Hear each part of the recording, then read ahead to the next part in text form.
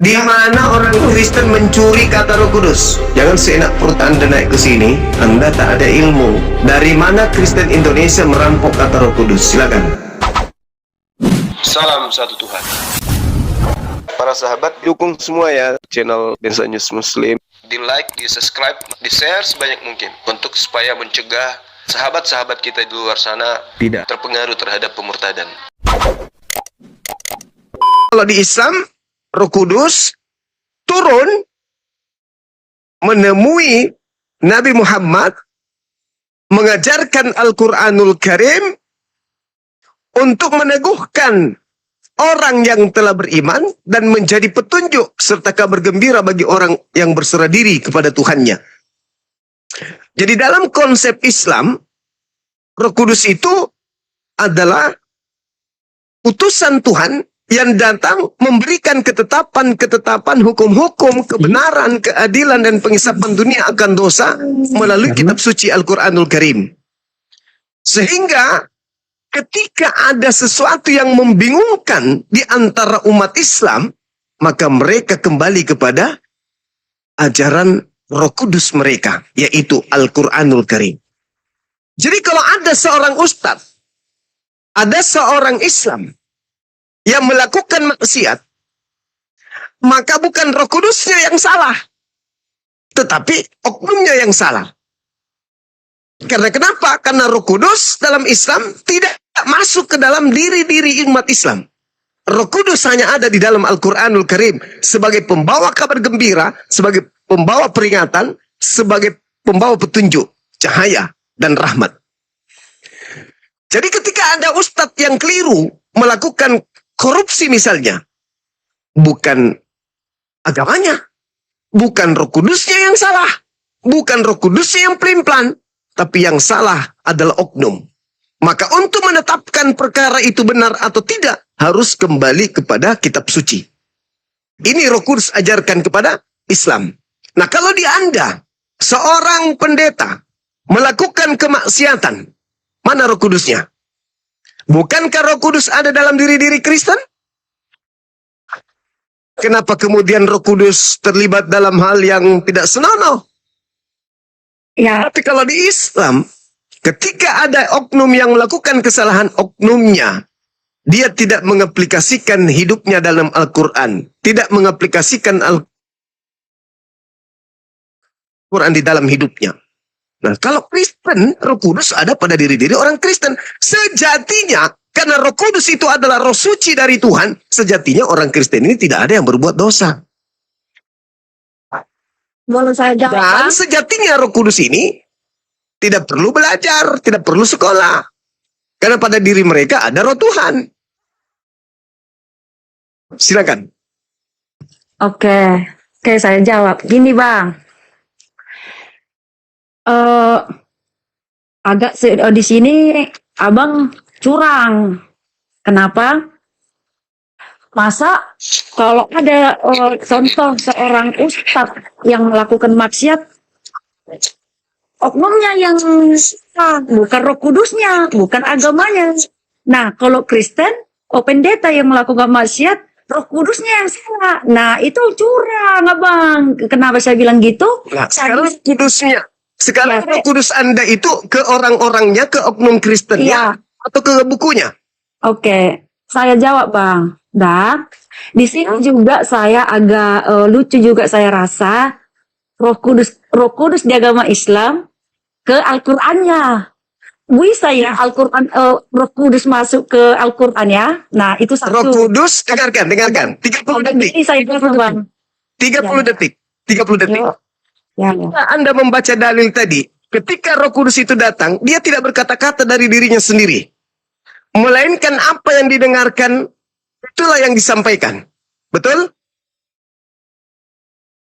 Betul? Roh Kudus itu tidak berdiri sendiri, tetapi dia masih mendengarkan dari sang sumber. Betul?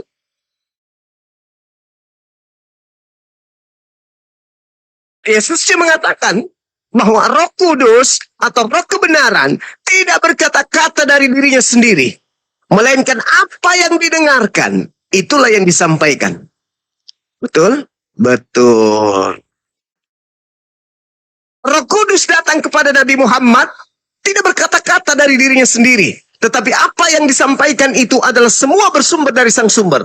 Maka dikatakanlah turunlah ke bumi, sampaikan kemudian ketetapan-ketetapan kepada Nabi Muhammad. Setelah sampai ketetapan Tuhan melalui Roh Kudus kepada Nabi Muhammad, ketetapan itu diperuntukkan untuk seluruh umat manusia. Maka ketetapan Tuhan dituangkan dalam bentuk hafalan dan tulisan.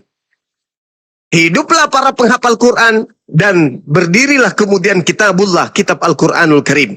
Maka seluruh ketetapan Tuhan yang didengarkan oleh Roh Kudus itu termaktub seluruhnya dalam ayat suci Al-Quran sebagai panduan. Nah, sekarang di Kristen, Roh Kudusnya ada di Kristen. Kalau orang Kristen ditanya, wahai orang Kristen, ya paman, ada Roh Kudus dalam dirimu? Ya, cara kerjanya apa? Roh Kudus tidak berbicara dari dirinya sendiri, Bang Suma. Melainkan apa yang didengarkan dari Tuhannya, itulah yang dikatakan. Oke, saya tanya samamu. Tanya kepada Roh Kudusmu, mana yang betul? Yang makan babi atau yang tidak makan babi? Apa yang dikerjakan Roh Kudusmu? Dia naik dulu ke langit. Tanya kepada Bapak. Bapak, yang benar mana? Ini ditanya sama si Fulan. Mana yang betul? Makan babi atau tidak makan babi? Kasihlah aku yang makan babi. Bang, nanti aku lupa. Udah mau ku jawab, udah nanti lupa. Habis ini Anda boleh berbicara. Turunlah lagi Roh Kudus menyampaikan kepada si yang bertanya. Bapak mengatakan bahwa yang benar itu adalah yang tidak makan babi. Ini perkara satu manusia. Bagaimana dengan Kristen yang 1-2 miliar? Memiliki masalah masing-masing. Berapa kali Roh Kudus harus naik turun mendengarkan jawaban dari Bapak untuk menjawab pertanyaan orang-orang Kristen? Silakan. Oke, gini Bang. Sebelum ke makan babi-babi ini ya. Yang pertama Roh Kudus tadi. Abang bilang kalau Roh Kudus jaga agama Islam itu bukan ke orangnya tapi masuk ke Alkitabnya. Sampai di sini saya merasa lucu dan geli satu itu satu. Yang kedua masalah kalau itu poin pertama. Geli saya rasa Roh Kudus di Islam itu ke Al-Qur'annya masuk. Nah, itu ya Bang, nanti Bang jawab ya kalau itu. Yang kedua, satu dulu boleh? Enggak, maksudnya enggak, ini mau ku jawab. Supaya tidak panjang lebar saya juga. Enggak. Ini kan geli, Anda kan geli dengan konsep itu. Iya, maksudnya enggak usah Bang jawab, enggak apa-apa lah, tapi ini mau ku bilang lah, enggak bisa dong. Anda menghina dengan mengatakan geli. Saya lebih geli lagi. Saya lebih geli lagi. Oke, saya jawab. Jadi Nabi Muhammad SAW ketika menerima Roh Kudus bukan berupa Al-Quran, Nona. Nabi Muhammad kedatangan Roh Kudus. Roh Kudusnya datang kepada Nabi Muhammad. Jadi seluruh ajaran dari Tuhan melalui Roh Kudus kepada satu manusia, yaitu Nabi Muhammad. Karena cuma Nabi Muhammad Nabi, yang lainnya bukan Nabi, yang lainnya tidak kedatangan Roh Kudus. Maka Nabi Muhammad yang perintahkan untuk menyampaikan apa yang diterima dari Roh Kudus, maka Nabi Muhammad menyampaikan pemberitaan dari Roh Kudus. Roh Kudus mana Juma? Roh Kudus mana Juma yang datang dari Muhammad? Roh Kudus mana? Sabar dulu, Bang. Sabar. Karena sebenarnya di Kristen itu nggak ada Roh Kudus. Kata Roh Kudus itu hanya dicuri oleh Kristen Indonesia dari Al-Quran. Luar negeri tidak mengenal kata Roh Kudus. Boleh saya bertanya, di dalam bahasa Yunaninya Roh Kudus apa? Siapa Bang tanya ini? Saya tanya kepada Anda yang tertawa barusan. Di dalam bahasa Yunani Roh Kudus itu apa? Kurang tahu Bang kalau Yunani. Anda tertawa. Kitab Anda itu, dengar. Kitab Anda itu aslinya adalah bahasa Yunani. Bukan bahasa Arab. Roh Kudus itu bahasa Arab. Roh itu bahasa Arab. Kudus itu juga bahasa Arab. Kenapa Anda memahami kata Roh Kudus? Habis itu saya katakan Anda tertawa. Padahal bahasa Yunaninya yang ada di dalam kitab saudara itu pneuma hotheos. Pneuma hotheos itu artinya hantu suci. Bukan Roh Kudus. Pneuma hotheos dalam bahasa Yunani ketika diterjemahkan ke dalam bahasa Indonesia artinya hantu suci. Tapi orang Kristen ini diajarkan menipu, diajarkan menyamar, licik seperti ular, cerdik seperti merpati, jinak seperti merpati. Maka istilah Roh Kudus dari Quran dicuri, dirampok masuk ke dalam Bibelnya orang Indonesia. Karena berasal dari penjajah, maka karakter Bibelnya pun berkarakter penjajah, suka merampas milik orang.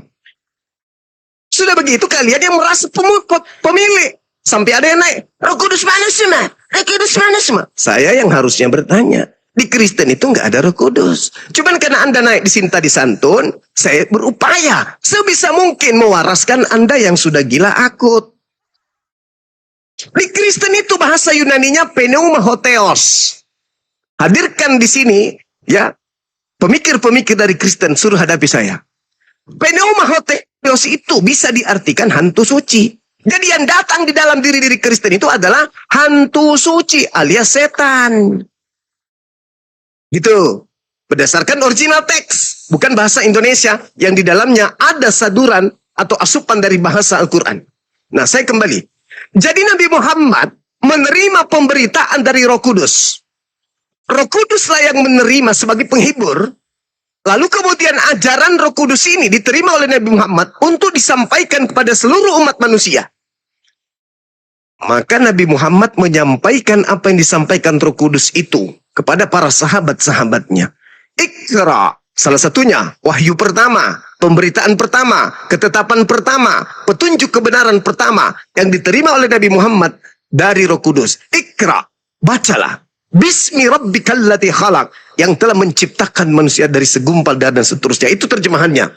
Lalu kemudian ketika Nabi Muhammad sudah menyampaikan seluruh yang diterima dari Roh Kudus selama 22 tahun lebih,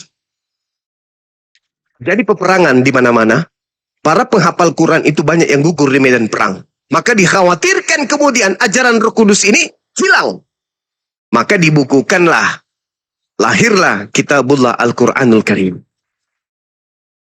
Jadi seluruh keterangan, seluruh ketetapan, kata Yesus, dia akan mengajarkan kepada segala kebenaran, keadilan, penginsapan dunia akan dosa. Nah, cakupan dari tiga hal ini termaktub di dalam Al-Quran. Jadi kalau berbicara mengenai hukum-hukum, ketetapan dan keadilan, penginsapan dunia akan dosa, lihat Al-Quran. Karena pemberitaan Roh Kudus ada di Al-Quran. Bukan pada diri orang-orang yang ada di Islam. Kecuali orang Islam kemudian menjalankan apa yang menjadi hukum yang termaktub dalam Al-Quran, maka pada diri-diri manusia Islam itu ada Roh Kudus. Karena mereka menjalankan hukum yang ada di dalam Al-Quran. Nah, di Kristen, polanya yang saya pertanyakan kepada saudara, Anda habis ini boleh berbicara sampai 2 jam. Tapi dengarkan pertanyaan saya. Yohanes 16 mengatakan, apabila Roh Kudus itu datang, dia tidak berkata-kata dari dirinya sendiri, tetapi segala sesuatu yang didengarkannya, itulah yang akan dikatakannya, dan dia akan memberitakan kepadamu hal-hal yang akan datang. Berarti Roh Kudus ini bukan sentralisasi, bukan sumber satu-satunya, tetapi masih ada di belakangnya yang memberikan materi. Karena dia katakan oleh Yesus, ketika ia datang, ia tidak berkata-kata dari dirinya sendiri, tetapi segala sesuatu yang didengarnya, itulah yang dikatakannya. Pertanyaan saya kepada saudara, ketika Roh Kudus ini datang kepada saudara, dan Anda kemudian menemukan masalah dalam hidup saudara, contoh, misalnya ada orang dalam Kristen yang mati meninggalkan hutang. Apa solusi dari Roh Kudus kepada Anda ketika ada orang Kristen mati meninggalkan hutang? Silakan. Saya ingin tahu apa ajaran Roh Kudus itu terhadap Anda. Sementara Yesus mengatakan, dia akan membimbing kamu ke dalam semua kebenaran. Silakan Anda tunjukkan apa yang Roh Kudus Anda bisikkan ketika ada orang Kristen mati meninggalkan utang. Belum lunas utangnya, mati dia. Bagaimana solusinya? Silakan. Berdasarkan bisikan dari Roh Kudus.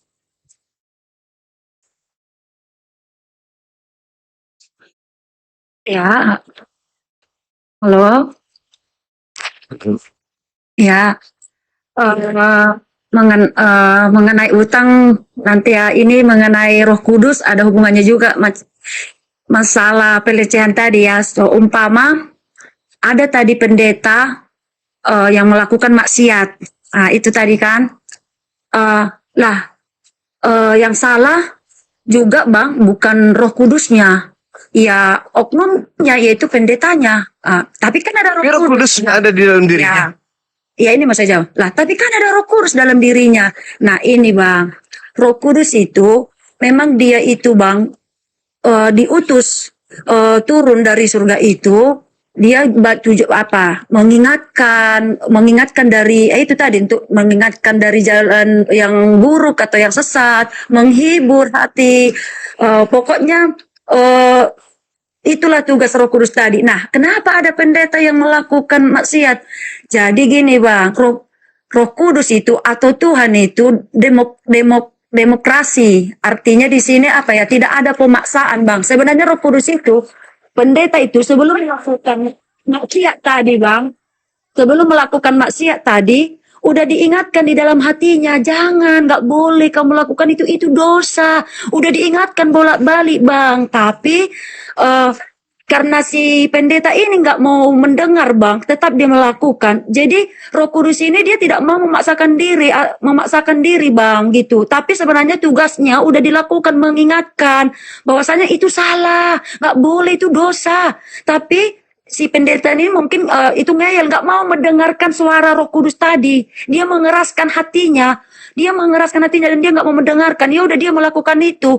Jadi si Roh Kudus ini dia nggak salah, karena apa? Dia udah melakukan tugasnya sebelum pendeta tadi melakukan pelecehan apa tadi atau maksiat tadi, udah diingatkan tapi dia nggak mau. Ya udah gitu. Jadi yang pendetanya yang salah.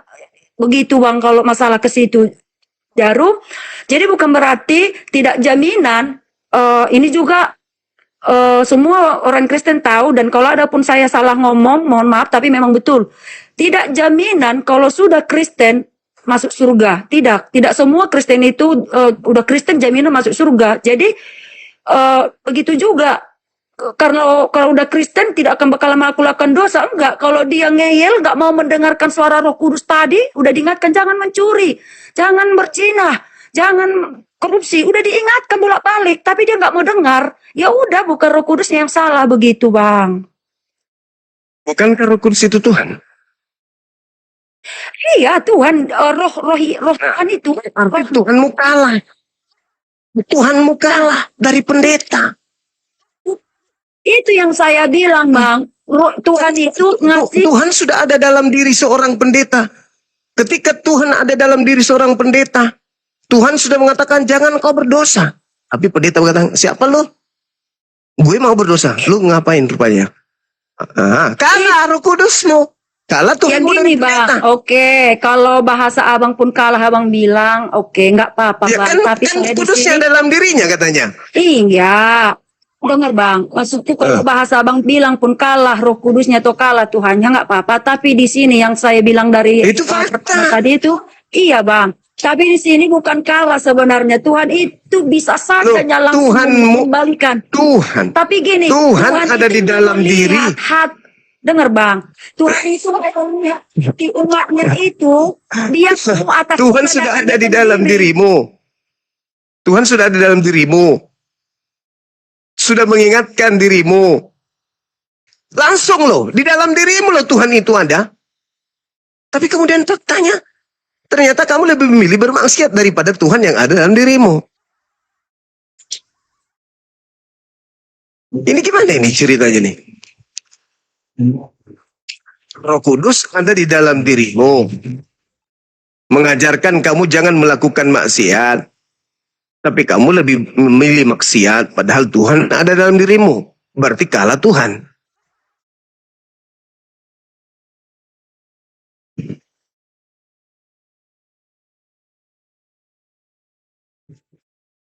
Kok Tuhanmu kalah?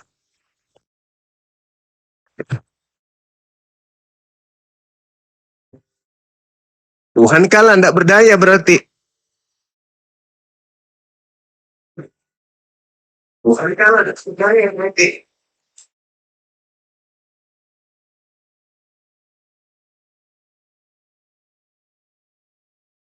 Tuhan Kalau itu mau anak- Gimana? Kalau Tuhan itu mau memaksakan, bisa-bisa aja. Tapi seperti yang saya bilang tadi, Tuhan itu mau melihat ke atas kesadaran kita, kemauan kita sendiri. Mau Kalau nggak kita kembali, berarti masuk sistemnya Islam berarti. gimana itu? Iya. Sudah Kan ada Islam diajarkan jangan melakukan ini karena ini dosa. Iya, jadi kan nggak ada paksaan bagi Tuhan itu, Bang. Nah, sekarang Pak, bedanya Roh Kudus yang adalah Tuhan ada di dalam diri-diri orang Kristen. Tapi orang Kristen masih bermaksiat. Tuhan sudah ada dalam dirinya, tapi masih bermaksiat. Iya, Gimana dong? tapi manusianya nggak mau mendengar, Bang. Kita nggak mau Bukan masalah mendengar manusianya. tadi. Tuhan sudah ada di dalam diri orang tersebut. Iya, tapi ditolak kan ditolak. Nah, berarti oleh Tuhan orang- kalah dong. Nah, bukan kalah. Tuh udah dibilang Tuhan itu kasih kebebasan. Kau mau Nah, mendengar kalau apa? begitu kembali Ayo. ke konsep Islam. Anda meniru kami Ya berarti. terserah lah, Bang. Pokoknya begitulah yang saya dengar teman ini loh. Tuhan itu kau mau mendengarkan aku, ayo. Kalau kau mau mendengarkan aku, menjaga Kenapa larinya ke Islam? Kenapa meniru ke Islam? Aku nggak ngerti, Bang, Islam kayak mana. Pokoknya aku kurang paham kalau ajaran Yang Islam, Anda Bang. katakan barusan itu terserah, kehendak bebas. Tapi Tuhan sudah memberikan ketetapan. Anda tinggal pilih. Anda mau milih taat atau Anda mau milih kufur, ingkar. Oh iya, kembali ke Islam berarti. Lalu fungsi Ya. Roh Kudus dalam diri tubuh kalian itu apa? Mengingatkan, Abang. Terus saya bilang, Lah, kembali ke Islam tapi nggak ada di berarti. situ otoriternya untuk memaksa. Berarti hanya Kristen ini hanya berlebay-lebay banget dengan mengatakan mereka ada Tuhan dalam dirinya. Ternyata yang ditiru Islam.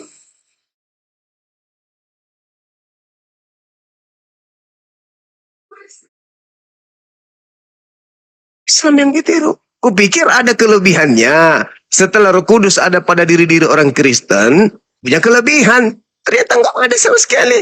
Malah konsep itu menjadikan Tuhan kalah daripada manusia. Padahal Tuhan sudah ada di dalam mencengkeram dirinya.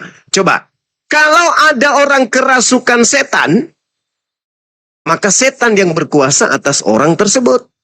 Ini ada Tuhan yang merasuki kemudian manusia. Tuhan tidak bisa berdaya terhadap manusia tersebut. Gimana ceritanya Tuhan kok jadi lemah daripada setan? Atau jangan-jangan Kristen ini cuman apa, jurus menipu lawan. Kami anak Tuhan loh. Biar dianggap paten gitu loh. Tapi ujung-ujungnya sama seperti Islam kaidahnya. Kenapa seorang pendeta bermaksiat? Karena dia sudah dikasih pilihan, Bang. Dia mau melakukan atau ini Tuhan ingin melihat. Loh, kok Islam banget. Lalu fungsinya Tuhan Anda tuh duduk bercengkrama di dalam diri Anda itu ngapain? Iblis aja kalau masuk ke dalam tubuh seseorang, iblisnya berpengaruh terhadap tubuh itu. Ini kok ada Tuhan cuma nonton situ, lebih baik kali. Jadi kalau ada seorang pendeta melakukan persinahan, Tuhan ada di dalam dirinya, ikut-ikutan dong. Tuhan ikut-ikutan dong di situ. Ketika ada orang Kristen melakukan pencurian, Tuhan ikut-ikutan mencuri dong. Yang benar adalah aturan Tuhan termaktub di dalam Torahnya orangnya Nabi Musa. Yang benar adalah aturan bagi seluruh umat manusia tertera di dalam Al-Quranul Karim. Ketika ada manusia Islam yang tidak melakukan hukum yang ada dalam Al-Quran, maka orang itu meninggalkan hukum Tuhan. Ketika ada manusia Islam melakukan maksiat, berarti orang itu tidak menjalankan ajaran yang ada di dalam Al-Quran. Itu baru betul.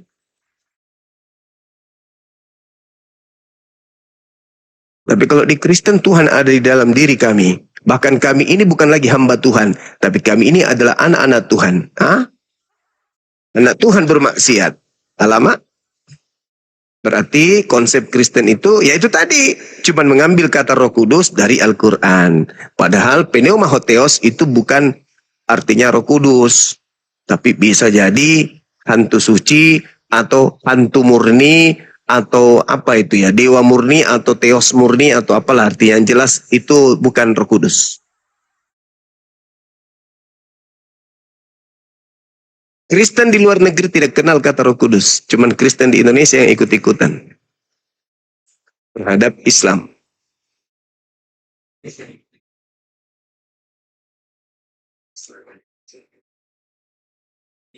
Lo konsep Roh Kudus itu seperti Kristen, ketika kemudian ada orang Kristen mau bermaksiat, maka Roh Kudusnya permisi, tabe dikeluarkan dulu nah.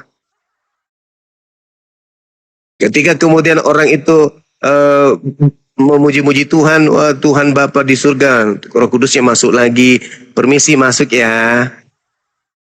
Begitu bermaksiat, Roh Kudusnya permisi, aku pamit ya.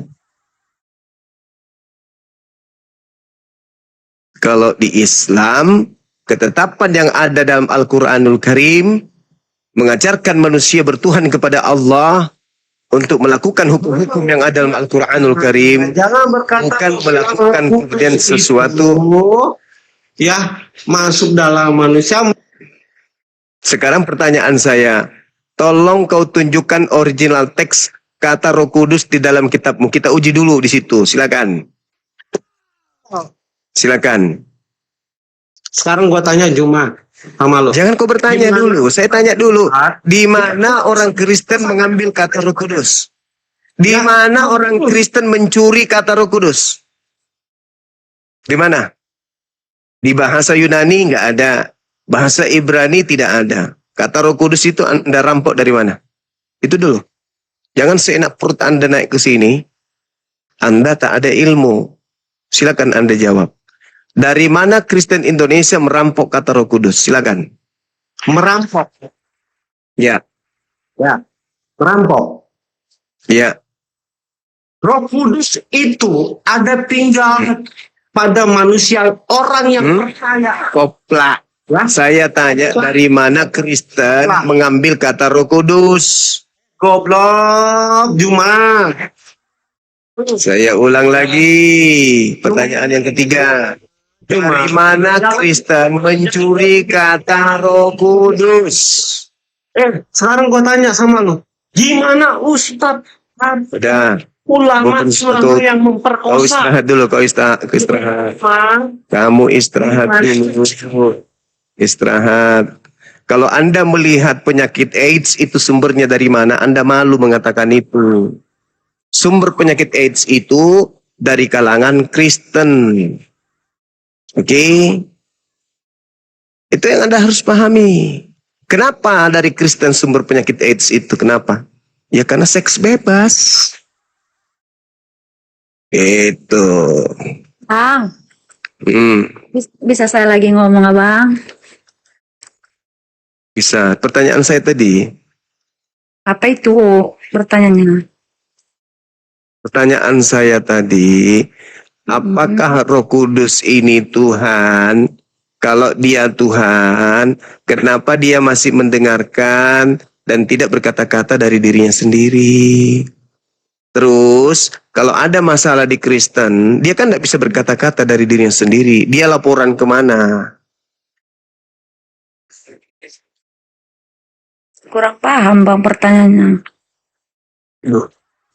Yesus mengatakan tentang Roh Kudus, dialah yang akan membimbing kepadamu segala sesuatu tentang kebenaran. Ya. Nah sekarang kalau Kristen memiliki masalah, kan Roh Kudus yang mengajarkan. Ya benar. Nah, Roh Kudus ini sebelum dia menjawab, dia tanya kepada siapa dulu. Gak ada tanya-tanya. Lalu sumber informasinya, ajarannya dari mana? Ya kan udah saya bilang tadi bang, Roh Kudus itu ya rohnya Tuhan, dia sendiri. Ya, terus kenapa kalau Roh Tuhan, kenapa dia tidak berkata-kata dari dirinya sendiri? Maksudnya berkata-kata dalam diri sendiri gimana bang? Kan udah saya bilang tadi, dia berkata-kata ke kita bang, jangan lakukan itu dosa loh. Nah, tadi Yesus mengatakan roh kebenaran itu tidak berkata-kata dari dirinya sendiri. Melainkan apa yang didengarkan itulah yang dia sampaikan. Pertanyaan saya, Roh Kudus ini mendengarkan dari mana? Tahu ya, karena nggak mungkin dia mendengar. Di situ ya rohnya Tuhan. Jadi suara siapa yang mau didengar orang itu? Nah, kalau sendiri. rohnya Tuhan, kalau rohnya Tuhan, kenapa dia masih tidak berkata-kata dari dirinya sendiri? Mana? Yang mana tidak berkata-kata? Di mana tadi? Ada Yohanes 16 tadi Anda sendiri yang membacakan, masa Anda lupa? Iya. Ya kepanjang kali Bang. Jadi kan memahami suatu paragraf itu pun susah. Apalagi suatu Nah, Roh teks Kudusmu panjang. tidur berarti. Masa ada Tuhan di dalam dirimu? Kan yang iya, gitu aja ngeluh. bilang enggak jaminan orang Kristen itu semua suci, enggak jaminan. Emang ada Kristen suci? Enggak ada Kristen suci satupun. Namanya Kristen mana ada suci? Iya, terserah lah Bang. Allah sepuas Ya, itu Bang. Iya, enggak apa-apa. Saya harus Mana mau suci bedakan. syarat Makanya sah nikah enggak ada. Gimana makanya cerita saya yang suci? mau tegur tadi si Ici Abang itu, jangan dia melakukan ucapan yang kasar, yang kotor. Coba menghina balik, Yohanes 16 nomor memaki 13 balik. Anda baca. Harus kita bedakan kita dengan mereka. Itu mau saya bilang tadi, rupanya dia pun mengegas. Jadi harus Enggak saya bisa, karena Kristen itu nanti baik setelah Indonesia merdeka, Mbak. iya maksudnya Sebelum Indonesia saya harus merdeka. bedakan. Abang menghujat, mengelok-elok, silakan Bang. Sebelum Kalau Indonesia merdeka, Kristen itu. Silakan Anda baca Yohanes 16 nomor 13. Ya. Bentar, 16 ayat 13. Iya. Tetapi apabila ia datang, yaitu roh kebenaran, ia akan memimpin kamu ke dalam seluruh kebenaran. Sebab ia tidak akan berkata-kata dari dirinya sendiri, tetapi segala sesuatu yang didengarnya itulah yang akan dikatakannya, dan ia akan memberitakan kepadamu hal-hal yang akan datang. Oke. Anda pahamin. Tetapi apabila ia datang yaitu roh kebenaran, ia akan memimpin kamu ke dalam seluruh kebenaran. Berarti Roh Kudus sudah menyatakan kebenaran, betul? Ya. Sebab ia tidak akan berkata-kata dari dirinya sendiri. Lalu dari mana dia berkata-kata? Tetapi segala sesuatu yang dengarnya itulah yang akan dikatakannya. Nah, dia mendengar dari mana?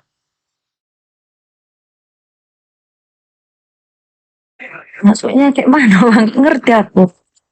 Loh, katanya Tuhan. Kok Tuhan masih mendengar dari yang lain? Dia tidak berkata-kata dari dirinya sendiri. Tetapi segala sesuatu yang didengarnya, itulah yang dikatakannya. Ini apa ini? Tuhan atau apa ini? Memberitakan.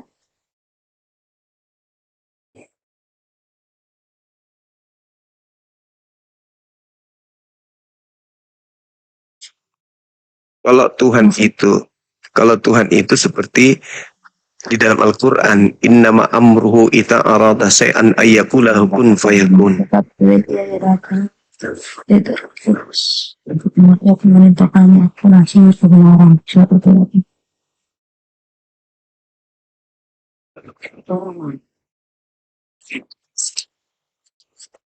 Itulah Bang, itulah itu. Jadi mengenai Kudus, itulah maksudku Bang.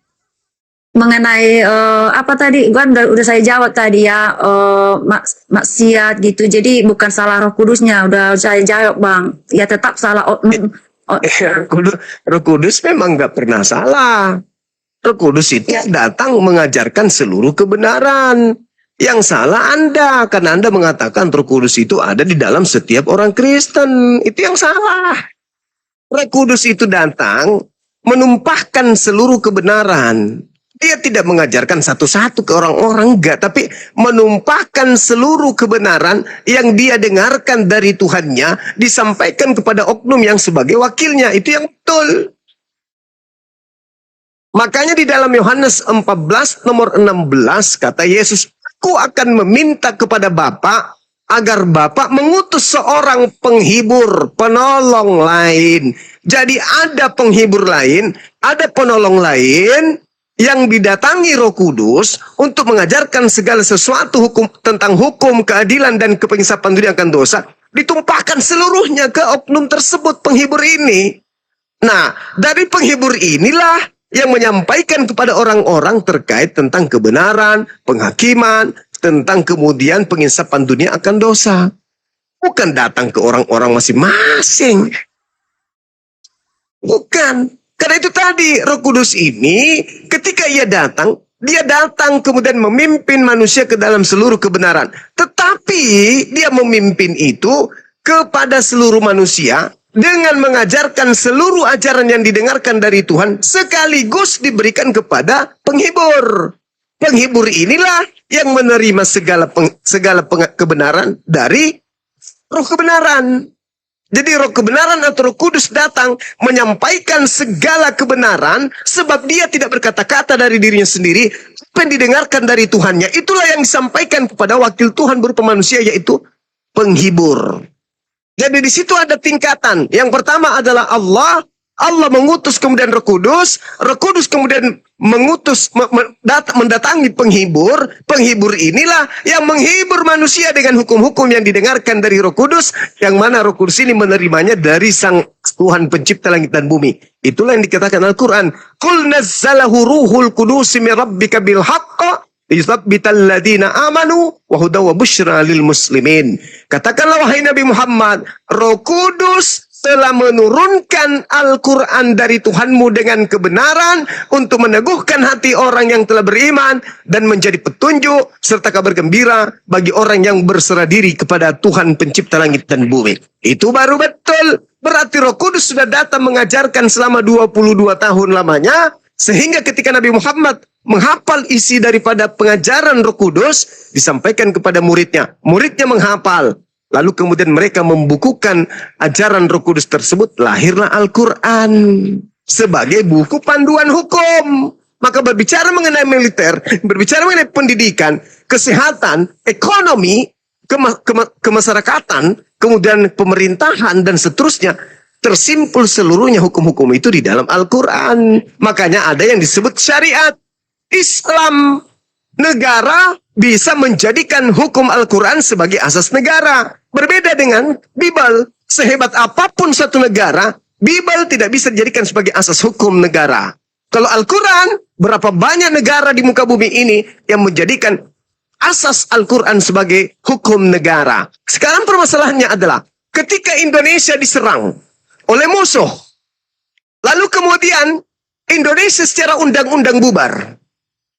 Apa yang menjadi undang-undang kita setelah Indonesia dibubarkan untuk bersatu kembali? Al-Quran.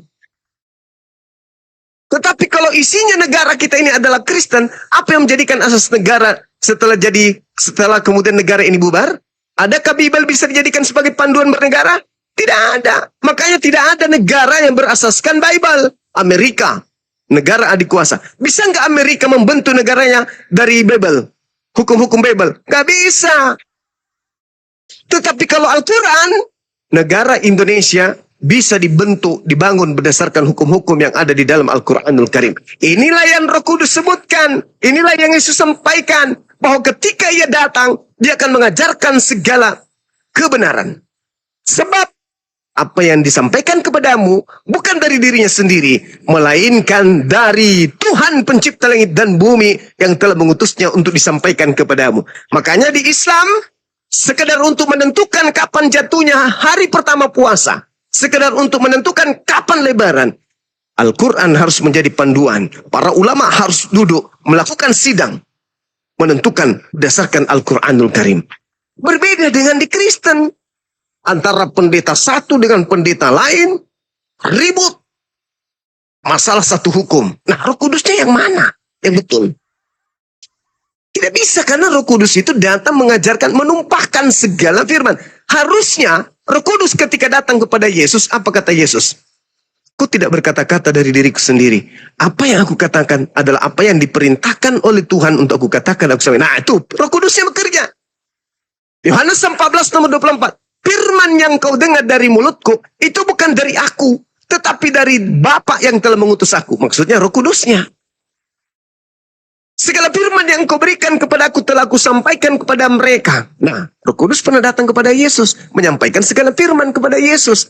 Dan mereka telah menerima firman itu. Dan mereka percaya bahwa engkaulah yang telah mengutus aku. Ternyata Roh Kudus mengajarkan kepada Yesus bahwa kamu itu utusan Tuhan. Dan sampaikan kepada muridmu bahwa kamu itu adalah utusan Tuhan. Selesai. Sedangkan Kristen mengatakan, ada Roh Kudus dalam diri kami. Itu salah. Yohanes 3 nomor 34. Kata Yesus, siapapun yang diserahi tugas untuk menyampaikan firman Tuhan, maka pada dirinya kepenuhan Roh Tuhan yang tak terhingga. Nah, berarti kalau Anda mengatakan bahwa di dalam diri Anda ada Roh Tuhan, berarti Anda nabi. Anda nabi-nabi sama seperti Musa, sama seperti Daud, sama seperti Daniel, sama seperti Yeremia, Salomo kalian ini. Tapi faktanya ternyata tidak. Ketika Nabi Musa datang sebagai wakil Tuhan, membawa Roh Kudus untuk menyampaikan risalah kenabiannya, kerasulannya kepada kaumnya Bani Israel. Ada nggak kemudian nabi lain menentangnya? Nggak ada. Ada nggak penentang nabi lain penentangnya? Nggak ada. Nanti ada penentangnya dari orang-orang di luar daripada kelompoknya. Atau dari kelompoknya tapi tidak mau mendengarkan ajaran Roh Kudus yang datang melalui Taurat. Ketika Yesus datang, ada nggak muridnya yang menentangnya? Nggak ada. Tetapi setelahnya ada penentangnya, yaitu yang di luar daripada kelompoknya, yang menentang ajaran Roh Kudus yang datang kepada Yesus. Ketika Nabi Muhammad datang, Roh Kudus datang kepada Nabi Muhammad.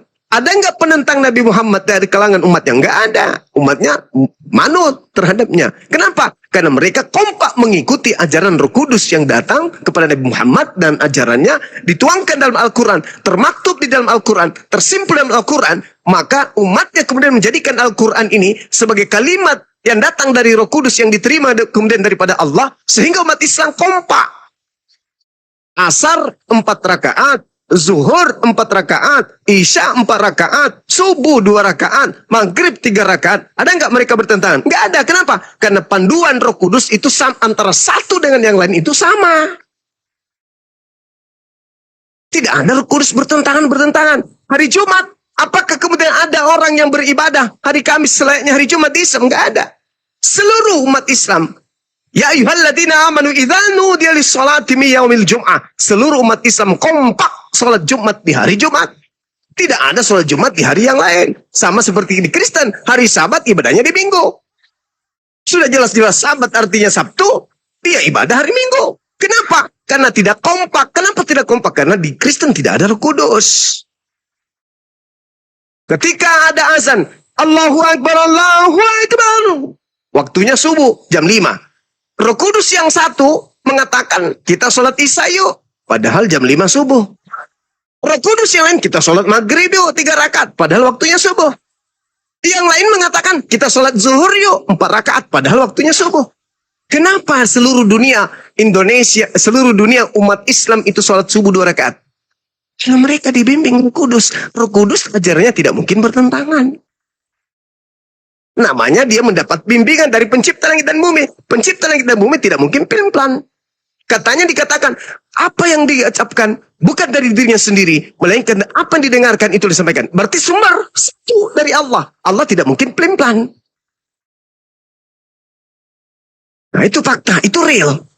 Itu baru betul. Hukum daripada Roh Kudus ketika ia datang, mengajarkan ketetapan hukum kepada Nabi Muhammad. Nabi Muhammad sebagai Nabi, sebagai penuntun, litubayyinal nas, untuk seluruh umat manusia, mengajarkan satu pondasi keimanan, yaitu Islam. Tidak ada dua, cuma satu, yaitu Islam. Islam adalah SOP, yang melakukan SOP disebut Muslim, yang tidak melakukan SOP disebut kafir. Nah kalau di Kristen, mana yang betul? Sekte ada 6 ribuan. Roh Kudusnya mana yang betul? Yang satu mengatakan boleh dimakan, satu mengatakan jangan dimakan, boleh hari Minggu, boleh hari Sabtu. Mana Roh Kudus ini? Yang betul yang mana? Ternyata Kristen salah konsep tentang Roh Kudus. Maka kalau Bang Suma hilaf, siapa yang salah? Bang Suma. Bukan Islam yang salah. Bukan Roh Kudus yang salah. Bang Suma karena tidak menjalankan ajaran Roh Kudus yang datang melalui Nabi Muhammad yang ada di dalam Al-Quran. Maka ketika umat Islam kembali kepada kesalahannya, masuk ke Al-Quran kembali. Mereka bertaubat. Tapi kalau Kristen, mereka melakukan hal-hal yang bertentangan dengan sekte yang lain. Mana yang betul? Protestan diprotes, Katolik diprotes, Advent diprotes, Mesianik diprotes, sampai terpecah sampai 6 ribuan denom. Mana yang betul? Roh Kudus kan cuma satu. Dan Roh Kudus tidak mengajarkan hal selain apa yang didengarkan dari Tuhan. Berarti ajarannya cuma satu. Ketika Roh Kudus mengatakan ibadah hari Sabtu, titik. Seluruh Kristen sedunia hari Sabtu. Ketika Roh Kudus mengatakan makan babi, maka seluruh orang Kristen di dunia makan babi. Ini ada yang tidak makan babi. Yang mana yang Roh Kudusnya? Oh, ternyata kata Roh Kudus itu cuma diambil di Al-Quran. Numpang tenar. Numpang tenar. Sampai meninggalkan kemudian konsep Roh Kudus. Karena konsep Roh Kudus itu hanya ada di Islam dan Yahudi dan Nasrani. Sedangkan di Kristen tidak punya konsep itu. Cuman ikut-ikutan aja. Biar dianggap ajaran benar. Pada Roh Kudus itu ngambil dari Al-Quran. Orang Kristen awam ketika ditanyakan sama itu tertawa dia, kaget. Karena selama ini cuman doktrinan dogma gereja. Mereka tidak pernah belajar. Masuk ke dunia debat, kaget. Ah, masa? Oh, lama-lama. Oh iya betul juga ya. Nah, jadi kesimpulan saya, Roh Kudus itu hanya bekerja di Islam. Tadinya di umatnya Nabi Musa, kemudian di umatnya Nabi Isa, terakhir bekerja di umat Nabi Muhammad. Di Kristen tidak ada Roh Kudus. Itu kesimpulan saya. Silakan.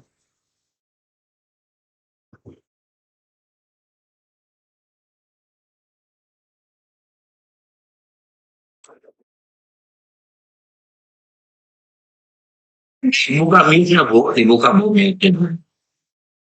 Ya, panjang kali penjelasannya, Bang. Aduh. Dijawab aja, Bu. Nggak apa-apa.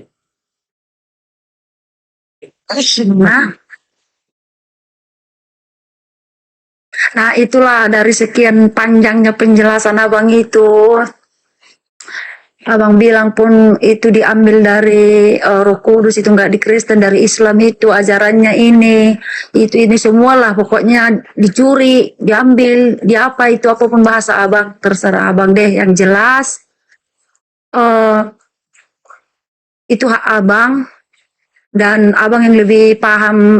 Kalau ada pun di Alkitab seperti di Al-Quran itu ajaran yang di Kristen itu kami curi, dirampok, bahasa Abang terserah Abang. Yang jelas pokoknya itulah, kalau Roh Kudus itu memang ada di agama kami, ada di Alkitab kami, memang kami ada Roh Kudus. Dan itulah yang diutus Tuhan itu setelah Yesus naik ke surga. Jadi itulah yang mengingatkan kami, tapi di sini nggak ada sistem paksaan lah bahasanya. Bukan berarti kalah Tuhan kami. Boleh-boleh saja Tuhan memaksa, tapi itu tadi tidak ada paksaan. Tuhan mau melihat hati setiap manusia itu dengan kerelaan hatinya, dia mau enggak. Kalau itu pun Abang bilang tadi juga kami meniru ajaran dari Islam, monggo terserah Bang gitu. Kalau itu mau ditiru. Kalau ditiru pun untuk hal yang baik-baik, kenapa enggak gitu kan.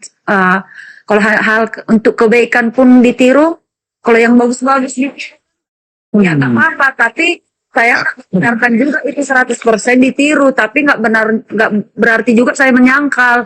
Kalau Abang bilang itu juga ajarannya ditiru, nggak apa-apa, tapi di ajaran kami itu yang mau saya jelaskan. Jadi bukan berarti Tuhan itu kalah, makanya mau jadi terjatuh ke dalam dosa. Ada umat Kristen yang melakukan dosa gitu, tapi tuh Roh Kudus tadi udah mengingatkan, tapi nggak mau mendengar, makanya dia jatuh ke dalam dosa.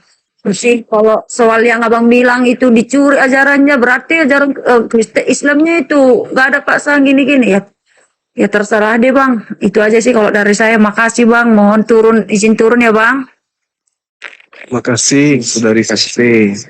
Iya Bang. Oke, sama-sama. Izin turun ya Abang-abang.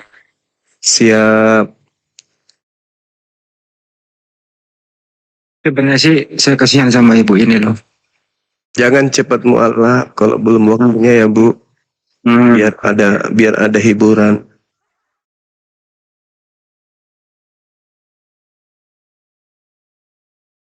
Al-Quran menjelaskan wa qulil haqqu mir rabbikum faman syaa'a falyu'min wa man syaa'a falyakfur. Katakanlah wahai Nabiku Muhammad, kebenaran itu datangnya dari Tuhanmu. Maka siapa yang menghendaki beriman, hendaklah dia beriman.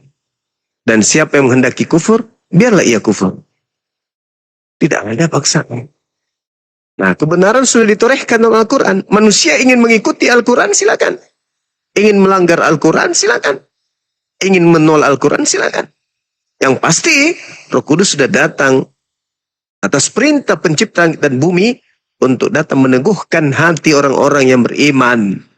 Dan itu melalui Nabi Muhammad, lalu kemudian ajarannya dibukukan dalam sebuah kitab bernama Al-Quranul Karim. Itu. Yang celaka kalau Roh Kudus datang ke masing-masing orang. Wah, Nabi semua kalian itu.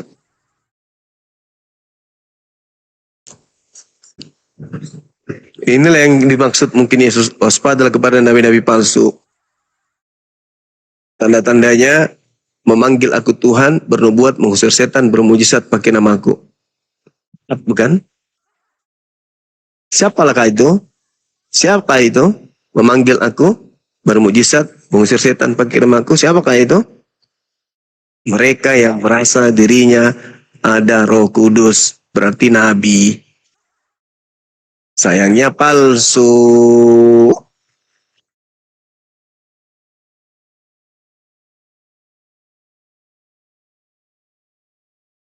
Kalau kita berbicara mengenai ucapan Yesus Yohanes 3 nomor 34,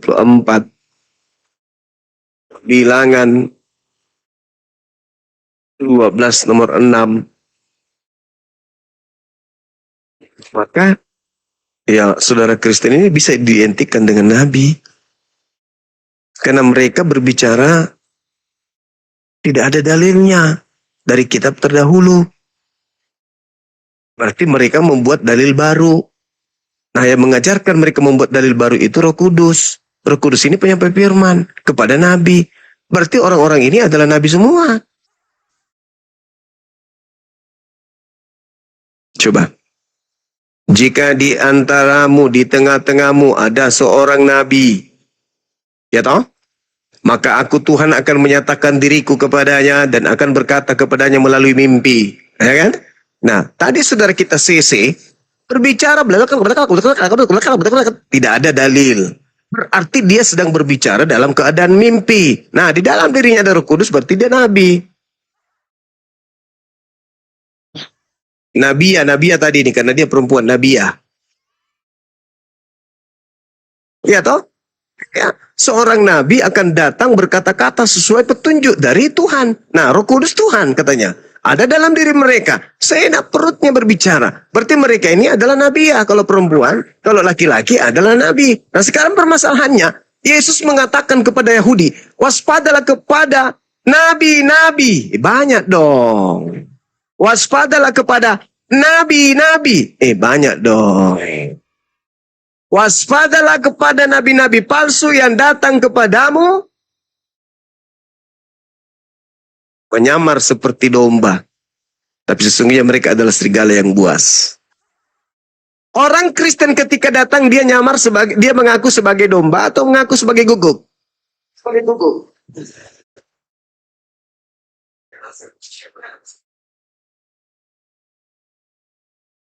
Nah, pada tidur semuanya. Mengaku domba. Waspadalah kepada nabi-nabi palsu yang datang kepadamu dengan menyamar seperti domba, padahal sesungguhnya mereka adalah serigala yang buas. Nah, bukankah mereka ini melakukan aktivitas sebagai seorang nabi? Apa itu? Berbicara dalam hal baru. Tuhan itu satu di dalam tiga pribadi. Tuhan itu satu hakikat di dalam tiga pribadi. Mana dalilnya? Tidak ada. Berarti dia nabi. Kenapa Anda berbicara seperti itu? karena dalam diriku ada Roh Kudus. Wah, Tuhan. Roh Tuhan ini, apa yang diucapkan kemudian? Tuhan saya satu. Loh, tapi di situ 3 pribadi. Ya, 3 pribadi, tapi satu hakikat. Nah, nabi baru. Apakah mereka semua satu konsep? Seperti itu? Satu konsep, berarti nabi-nabi palsu. Ya, bisa jadi kita panggil Nabi Wati boleh.